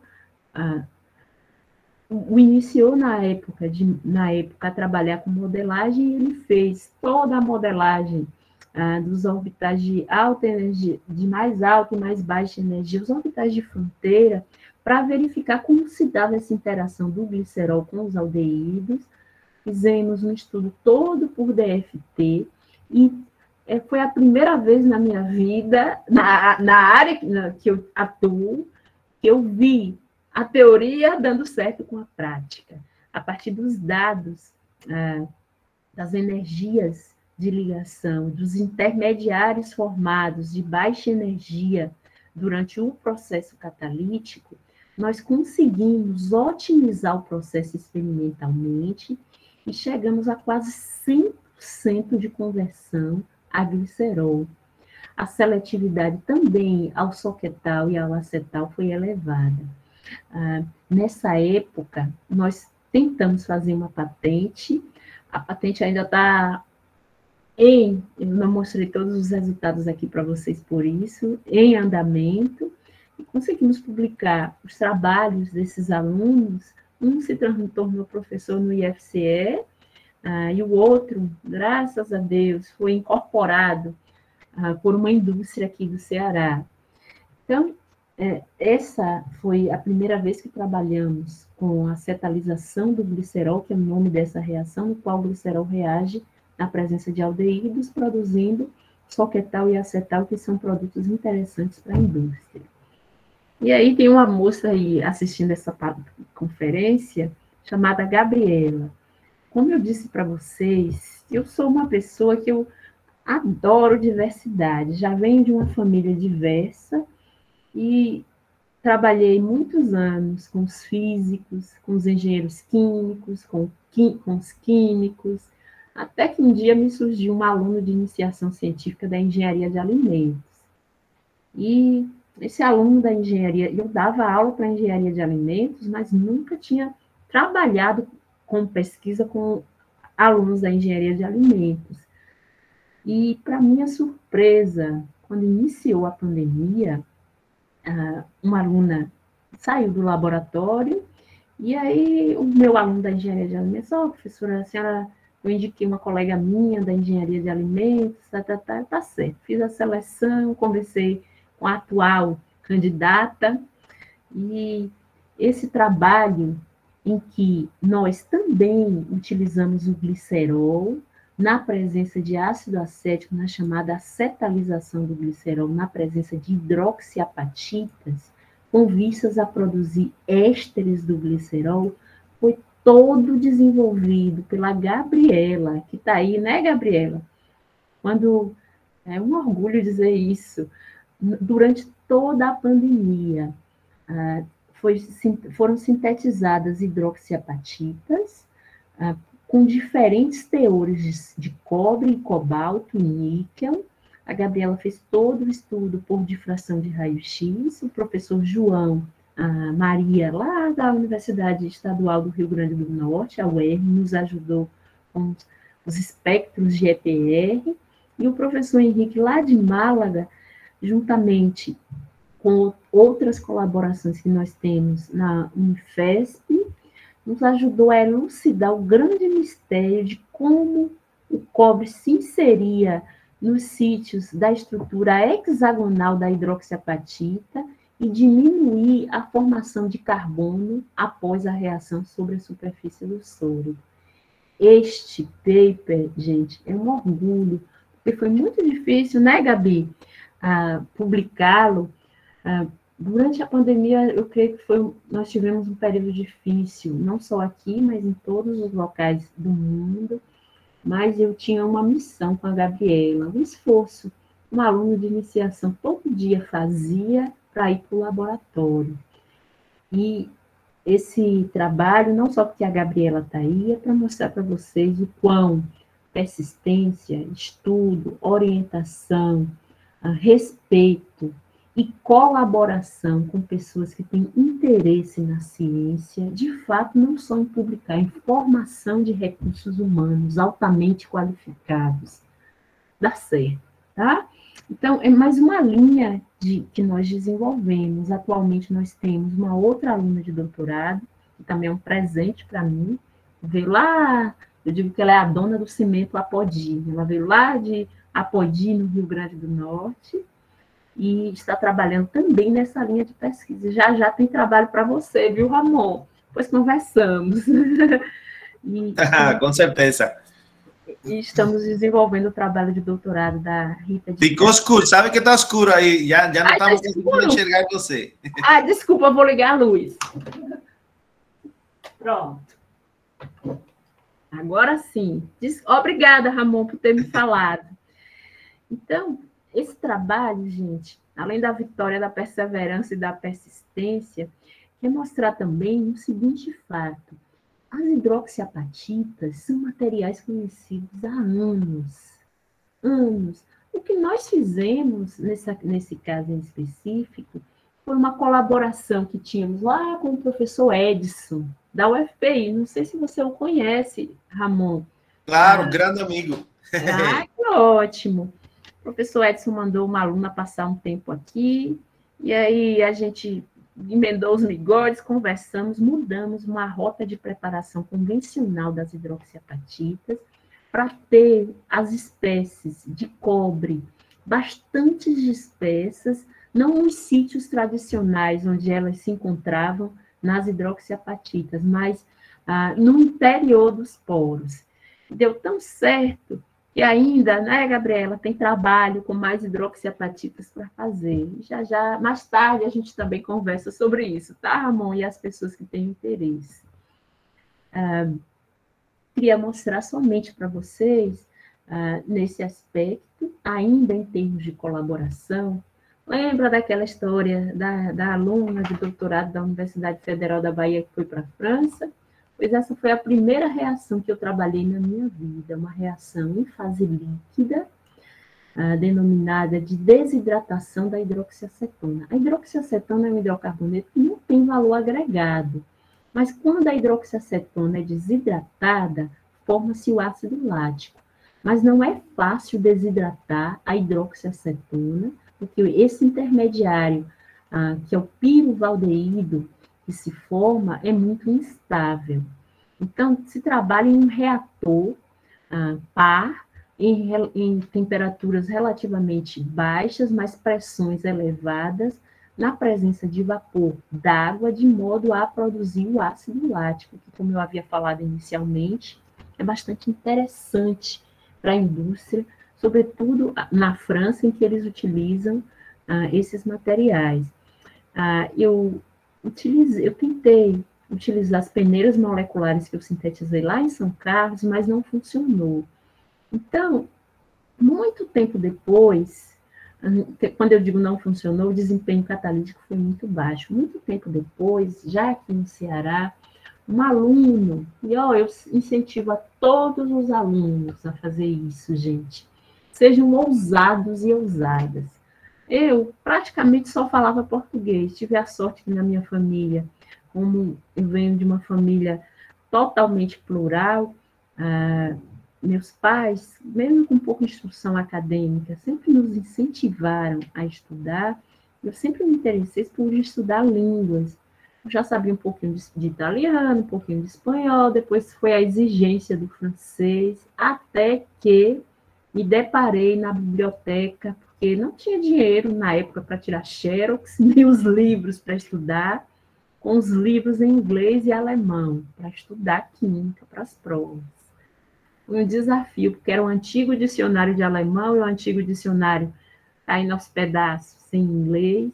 Comecei a aprender os termos técnicos. E foi através do pouco que eu sabia de inglês, do pouco que eu sabia de alemão, que eu comecei a interagir com as pessoas nos congressos, e onde eu conheci o professor Younes Bentarit, depois a doutora Nadine Sayem, e fui desenvolver lá na França uma parte do meu doutorado nesta reação em específico. Esse trabalho que eu vou mostrar para vocês é um trabalho que nós publicamos no ano passado na Dalton Transitions, já são os frutos dessa colaboração. Um aluno meu aqui, que é engenheiro químico, mas atua na pós-graduação da Química, o Santiago Brito, foi à França também fazer o doutorado sanduíche, e nós desenvolvemos lá uma rota específica para obter óxido de titânios porosos a partir de precursores híbridos, contendo sítios metálicos e hidrocarbonetos associados a eles. Parece ser uma rota bastante simples, conforme vocês estão vendo, mas deve-se trabalhar em condições controladas, em um frasco chamado SLANK, sob condições neutras, porque esses reagentes são bastante perigosos e super caros. Então, só dava para fazer lá mesmo, não dava para fazer aqui. Então, a ideia foi dispersar sobre um óxido de titânio poroso a nióbia. Lembra que eu falei para vocês que a catálise ácida é a dominante na indústria petroquímica? Então, o sólido em questão é ácido, tá certo? A matriz de titânio funciona como suporte E o pentóxido de nióbio, obtido por esse método, tem sítios ácidos de Bronsted e de Lewis, em que fizemos a adição de piridina para se determinar as vibrações de como o anel piridínico se ligam com os OHs dos sítios de Bronsted superficiais e o próprio sítio de Lewis, que é a própria nióbia. E essas medidas de acidez nos mostraram que quando se coloca nióbia, o desempenho catalítico da conversão de hidroxiacetona a ácido lático aumenta tanto, comparado com outros materiais que os próprios franceses lá no IRC já tinham testado, que era o chumbo, além do chumbo ser danoso.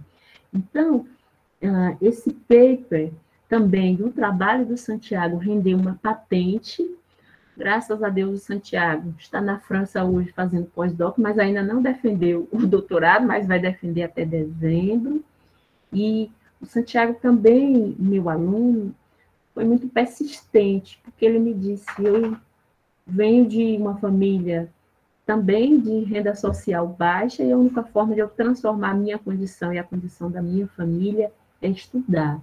O Santiago, assim como eu, buscou muito cedo estudar inglês, mesmo com a bolsa mirrada que recebia do CNPq. Eu o enviei via pós-graduação da Química para a França, e lá nós fizemos um acordo com a pós-graduação daqui de Cotutela, e o Santiago vai ser o primeiro aluno do nosso grupo a participar, a ter uma defesa multidisciplinar, com 8 membros da banca, 2 alemães, 2 franceses, o restante brasileiro, devido às regras que a Cotutela nos imprime. E eu queria que servisse de incentivo não só para as minhas alunas que estão ouvindo aí, mas para vocês. E sempre, gente, educação transforma o mundo, e ciência também. Vamos investir em ciências, vamos trabalhar, porque o nosso país precisa disso, tá certo? E essa colaboração com a França foi tão boa que o Santiago ainda não defendeu, mas devido ao que ele desempenhou lá em termos de trabalho, em termos de produção científica, ele foi contratado por uma indústria química lá e está fazendo pós-doc, vai defender em dezembro, em nome de Jesus, tá? E, gente, eu queria finalizar, porque já falei muito, tudo que eu mostrei para vocês, dizendo que o desempenho catalítico de sólidos em reações como a desidratação do glicerol, acetalização de glicerol, acetilização de glicerol, são somente devido às propriedades ácido-base e, em alguns casos, às propriedades redox, que advêm dos sítios ativos que são dispersos na superfície ou inseridos no interior dos poros ou das cavidades, se no caso de peneiras moleculares.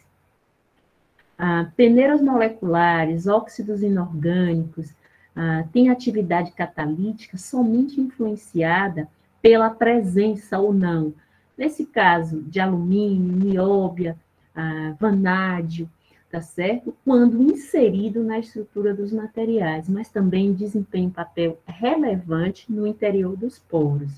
Existe uma relação entre estrutura e atividade, ou seja, eu não falei aqui para vocês, mas a estrutura influencia no desempenho catalítico, e os óxidos nanoestruturados vêm sendo empregados para as reações analisadas, e ainda não há um processo industrial em que os óxidos nanoestruturados são utilizados como catalisador comercial, mas tudo caminha para isso. Os desafios que a catálise heterogênea e nós aqui no nosso grupo também tem, conforme eu falei inicialmente, foi há pouco tempo um catalítico recebeu, um grupo de catalíticos, um americano e, se não me engano, um inglês, recebeu o Prêmio Nobel de Química na área de catálise assimétrica.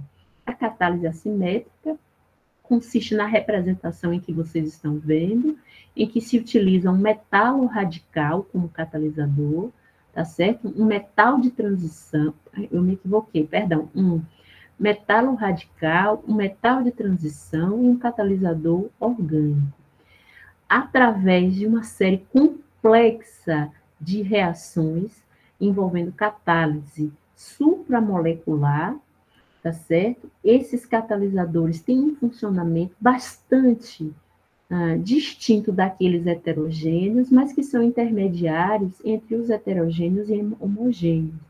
Portanto, a enantioseletividade, a própria disponibilidade dos sítios ativos, tanto na superfície, bem como os métodos de síntese, podem revolucionar o que o sólido vai prover de atividade catalítica. E essa é uma área que nós estamos iniciando as colaborações para atuar, tá certo? Esse é o desafio atualmente na área de catálise heterogênea, é muito caro, os reagentes são muito caros, os métodos são dispendiosos, porém, uma grande descoberta científica já foi feita e foi muito bom que despertou o interesse do mundo para essa área que antigamente só os homens trabalhavam, mas hoje tem muita mulher ousada também investigando, tá?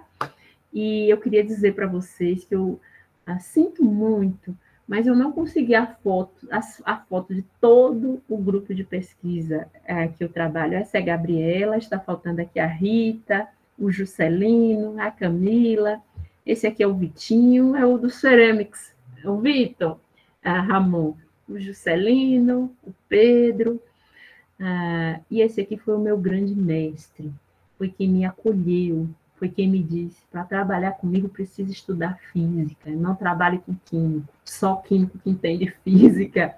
E aí eu fui estudar espectroscopia vibracional, trabalhei por 10 anos com o professor Josué na área de física do estado sólido, com um pouco que eu sei de química do estado sólido e catálise heterogênea, e hoje eu sou a líder de um grupo de pesquisa em físico-química, situado no Departamento de Química Analítica e Físico-Química, que faz parte de um grupo maior, em que eu sou a única mulher. Além disso, existem 2 físicos que foram alunos do professor Josué, que atuam na UES, o professor Gilberto Saraiva, um amigo do padrão, viu, amor? E o professor Antônio Neves, que também foi aluno do professor Josué, além de 8 estudantes, incluindo graduação, mestrado e doutorado. Nosso grupo é pequeno, mas também é a quantidade de pessoas que me suportam para trabalhar, porque eu sou muito exigente. Quero que os meus alunos sejam melhores do que eu. E, como eu disse para vocês, são alunos da química, da engenharia química. Havia alunos da física, mas já se graduaram, e da engenharia de alimentos. Essas são as colaborações que nos já inseri aqui, viu, Ramon? Muito bem. Ó. Estava aqui. Então, ótimo. São as colaborações que nos ajudam no desenvolvimento dos nossos trabalhos, tá certo? E eu gostaria de agradecer à FUNCAP, ao CNPq, à Central Analítica aqui da UFC, à CAPES, o programa de pós-graduação em Química. E queria dizer para vocês que eu faço parte do corpo docente, tanto do programa de pós-graduação em Química, quanto em Engenharia Química. Mas a pós-graduação da Química, da Física, nos apoia com a infraestrutura para desenvolver o nosso trabalho de pesquisa. A Universidade de Málaga, através do professor Henrique, que até hoje nos ajuda com o XPS, e ao querido programa de pós-graduação em Engenharia Física pelo convite, especialmente para o professor Ramon. Mas, gente, acho que já dá, né? Já falei demais. Vocês tiverem perguntas, dúvidas, comentários, eu estou aqui, tá? Deixa eu parar a apresentação. Eu que agradeço a você por a magnífica palestra, muito boa para fechar, muito boa e educativa, né? Para fechar nosso ciclo de palestras aqui desse semestre e também para encerrar meu ciclo como coordenador dessa palestra. Para mim foi um prazer. É muita informação, muita informação e com certeza você teria para passar um dia todo mais conversando sobre fotocatálise e sobre o resultado que você já obtive nos últimos tempos, não? Desde seus inícios na pesquisa. E, bom, seus estudantes que hoje estão aqui também, com certeza terão experiências muito boas dentro desse grupo. Professor Holanda tem uma pergunta. Holanda? Holanda! Olha aí, liga aí a câmera, Holanda, para te ver. Lembra Olha de aí. Holanda estava lá trabalhava com o Padrão, também lembra? Deixa eu tentar aqui abrir a câmera. Claro que sim. É que eu estava sem óculos. Holanda agora é professora aqui junto com nós. Ai, que coisa boa. Olha aí. Aqui. Tudo bem? Estou ocupado. Olha aí. Tudo bem, Alcineia? Que coisa boa. Tudo bem, Holanda? Como é que você está? Eu estou bem. É melhor agora aqui no Recife. Que ótimo. Eu gostaria de fazer um comentário. A professora Alcineia, eu conheço ela há algum tempo, na verdade, há muito tempo, né? Ela foi uma das primeiras pessoas que me avaliou durante a minha iniciação científica, junto com o Congresso de Iniciação Científica na UFC, certo? Ela estava lá na banca e nos deu a honra de nos avaliar, de me avaliar, né? E os outros também. Sempre muito criteriosa, certo? E, a minha pergunta que eu faço, né? Aproveitar a oportunidade, é o seguinte: em termos de atividades futuras para o desenvolvimento da catálise, quais os caminhos, os principais caminhos? Eu sei que a senhora comentou aí alguma coisa. Senhora, não, vou chamar de você, hein? Você comentou aí algumas possibilidades. Em termos de aplicabilidade, por exemplo, no ramo da tecnologia de informação, existe alguma perspectiva nesse sentido? E, novamente, eu volto a ressaltar, eu sempre lembro, né, da professora Alcineia, por causa do professor Josué, professor Eduardo BD, que eu trabalhei com ele na iniciação científica. Os comentários sempre eram muito elogiosos, né? É uma química física, né? Então, esse é meu comentário, professor Alcineia. É um prazer, Alcineia, novamente, revê-la. Holanda, o prazer é maior. Olha como a educação transforma as pessoas. É tão bonito, é tão simbólico para mim ver você como docente dessa instituição, porque eu sou rigorosa mesmo, mas você respondeu à altura. E para a pessoa trabalhar com BD, fazer parte do grupo do professor Josué, tem que ser muito forte. E dali só saem os melhores, né, Holanda? Assim como você. Parabéns mesmo. É verdade. E eu tive a sorte de ter participado e ainda participo hoje com o professor Paulo, com o professor José Alves, com o professor Gilberto. Não sei se você lembra deles. São os meus amigos. São os meus amigos lá na física, com o professor Gomes, que é meu vizinho. Gomes, é muito bom. Exato. O nosso orgulho. Conforme eu havia dito para vocês, as novas tendências em termos de catálise vêm sendo os processos ambientalmente benignos. Então, benignos. Tudo que você puder pensar em que vai resolver algum problema envolvendo o meio ambiente, a indústria agradece. Então, é por isso que nós, das várias reações catalíticas que nós trabalhamos, eu preferi trabalhar com essas reações, porque são reações que tratam sobre utilizar materiais que a indústria não utilizaria ou que tem baixo valor agregado. Porém, no quesito colaboração com a indústria, aqui no Ceará, infelizmente, Holanda, nós temos poucas indústrias, e as poucas indústrias não utilizam processos catalíticos ou importam.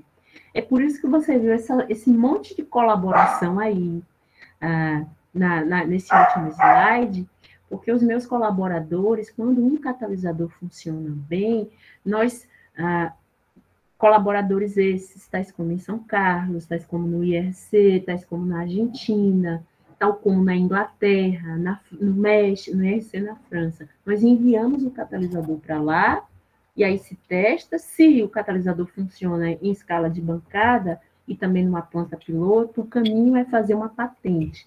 Nós temos uma acordo institucional com 2 instituições, uma do México e essa da França, já em patente registrada, mas não ainda em desenvolvimento. E lá do meu doutorado pós-doc em São Carlos, tem uma patente explorada na área também de valorização do glicerol. Então, ainda é tudo novo. Quando não se patenteia o catalisador, não se coloca no processo, tudo está em aberto. Quanto à área de tecnologia da informação, a catálise assimétrica demanda muito estudo teórico. Depois do advento do Prêmio Nobel na área de catálise assimétrica, que eu venho observando em termos de aplicação, é que a área de redes neurais aplicadas aos processos catalíticos vem sendo desenvolvida. Em muitos congressos que eu já fui, ou colóquios que eu participo da minha área, a gente sai buscando os físicos, os químicos teóricos, as pessoas que trabalham com ciência e tecnologia da informação para interagir, porque é uma área muito interessante. Então, do pouco conhecimento que eu tenho, na área da ciência e tecnologia, são essas vertentes que vêm sendo buscadas. E estamos aí dispostos a colaborar com você, viu? Claro, por que não? Com certeza. Estreitar os bigodes, né, Ramon? Como o padrão dizia. Então é isso aí, Orlando. Muito obrigado. De nada, eu que agradeço. E é muito bom. Alguém mais tem alguma pergunta para a professora Alcinea? Já está todo mundo cansado. Não, assim, le confesso que foi o colóquio mais comprido que tivemos, sabe? Desculpa. Não, nada. Eu acho que para encerrar, tínhamos ao início 32 pessoas conectadas, mas você sabe, à medida que passa a tarde, o povo tem outras funções e alguns vão saindo. Não tem problema. O importante são os que estamos aqui até o final. Muito obrigada. E además é um tema maravilhoso e cheio de coisas boas, como você falou, de novidade, e faltando muita gente, né? Tem gente que pensa que a catálise, a fotocatálise está acabando, que já está um pouco, como dizer, queimada, não, já tem muita coisa, não sei o que, mais nada, né? Todo dia aparecem novas coisas, novas ideias e isso é o que importa. E como a gente gosta do que faz, a gente nunca para, a gente continua. Com certeza. E bom, você que inclusive tem mais experiência que nós, sabe o que é a gente trabalhar e receber, assim, passar por momentos ruins, tanto enfrentar revisores como, assim, revistas, demoras de revista. Então é algo que, uma vivência que todos vivimos e você com certeza tem muita mais experiência, não? Então... Deixa eu dar a receita para você. O Holanda conheceu o professor Josué. Hoje o Chemical Engineer Journal, onde a gente publicou o primeiro paper, o fator de impacto está 16. Na época era 7 e já era difícil publicar lá. Aí, o primeiro paper que a gente colocou lá foi recusado. Aí, o aluno veio chorando. Professor, meu paper foi recusado e que não sei o quê. Aí, o Holanda conhecia, né, Holanda? Tome vergonha nesta cara, macho. Existe desde o plano A até o plano Z. Se não deu certo na revista C, Chemical Engineer Journal, vai dar certo na U. E aí nós mandamos esse mesmo paper reformulado com os comentários do revisor para o International Journal Hydrogen Energy. E é o paper que eu tenho mais citado até hoje, toda a minha vida acadêmica, nem com os franceses, tudo produzido aqui no Ceará. Então, Ramon, eu digo para você, é um desafio, mas a gente não tem que desistir, até porque a situação que o nosso país vive hoje em termos de carência de ciência e educação demanda que nós, como docentes, nós, como vocês, como estudantes, fazermos a nossa parte de incentivar, de correr atrás, porque senão o nosso país afunda. E é isso, gente, não vamos desistir do nosso país. Por mais que tudo que esteja lá não seja bom para a gente, mas a gente pode transformar isso com o nosso voto, a gente pode transformar isso com o nosso trabalho, de modo digno e honesto. É isso sempre que eu digo para os meus alunos. Tá? Para eu esticar um pouco essa aqui, eu queria que todos abrissem o microfone, se possível, e a gente bater umas palmas em agradecimento à palestra da professora Alcinea. Ai, Jesus, vou bater também.